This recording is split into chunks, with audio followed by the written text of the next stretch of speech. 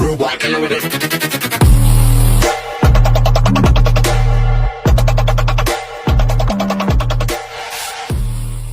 Assalamualaikum warahmatullahi wabarakatuh.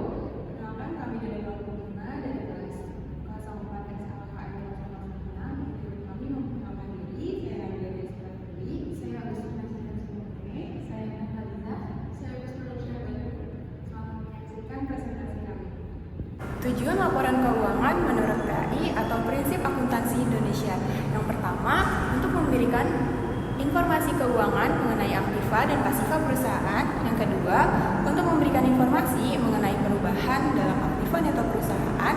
Yang ketiga, untuk memberikan informasi keuangan yang membantu para stakeholders dalam menaksir potensi menghasilkan laba. Yang keempat, untuk memberikan informasi mengenai aktivitas pembiayaan dan investasi. Dan yang kelima, untuk memberikan informasi mengenai kebijakan akuntansi yang berlaku di perusahaan. Tujuan laporan keuangan menurut PSAK. Yang pertama, menyediakan informasi yang menyangkut posisi keuangan, kinerja, serta perubahan posisi keuangan perusahaan yang bermanfaat bagi pemakai dalam pengambilan keputusan. Yang kedua, untuk memenuhi kebutuhan sebagian besar pemakai, namun tidak menyediakan semua informasi yang dibutuhkan untuk mengambil keputusan ekonomi. Yang ketiga, menunjukkan apa yang telah dilakukan manajemen atas sumber daya yang dipercayakan. Menurut Asoba, the statement of basic accounting theory yang pertama membuat keputusan yang menyangkut penggunaan kekayaan terbatas dan untuk menetapkan tujuan. Yang kedua, mengarahkan dan mengontrol secara efektif SDM dan faktor produksi lainnya. Yang ketiga, memelihara dan melaporkan pengamanan terhadap kekayaan. Dan yang keempat, membantu fungsi dan pengawasan sosial. Ada tujuan khusus untuk menyajikan laporan mengenai posisi keuangan, hasil usaha, perubahan posisi keuangan secara wajar sesuai GAAP.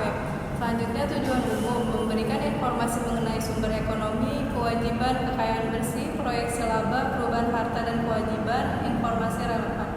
Selanjutnya, tujuan kualitatif memberikan informasi mengenai relevan, dapat dipahami, dapat diperiksa, netral, tepat waktu, dan dapat dibandingkan.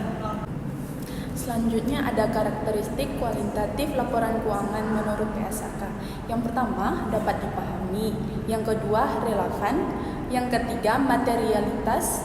Dan yang keempat, keandalan. Yang kelima, penyajian jujur. Dan yang keenam, substantis mengungguli bentuk. Yang ketujuh, netralitas. Yang delapan, pertimbangan sehat. Dan yang kesembilan, kelengkapan. Selanjutnya ada informasi yang relevan dan andal. Yang pertama ada tepat waktu, yang kedua keseimbangan antara biaya dan manfaat, yang ketiga keseimbangan di antara karakteristik kualitatif, dan yang keempat penyajian wajar.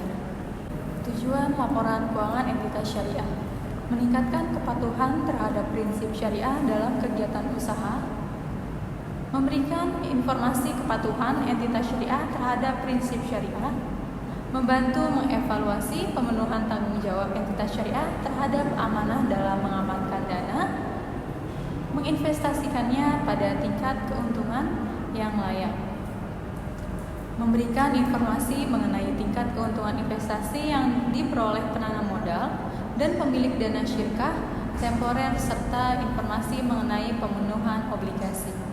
Lalu ada tujuan laporan keuangan untuk lembaga yang mencari laba, contohnya seperti PT, TBK, dan yang lainnya.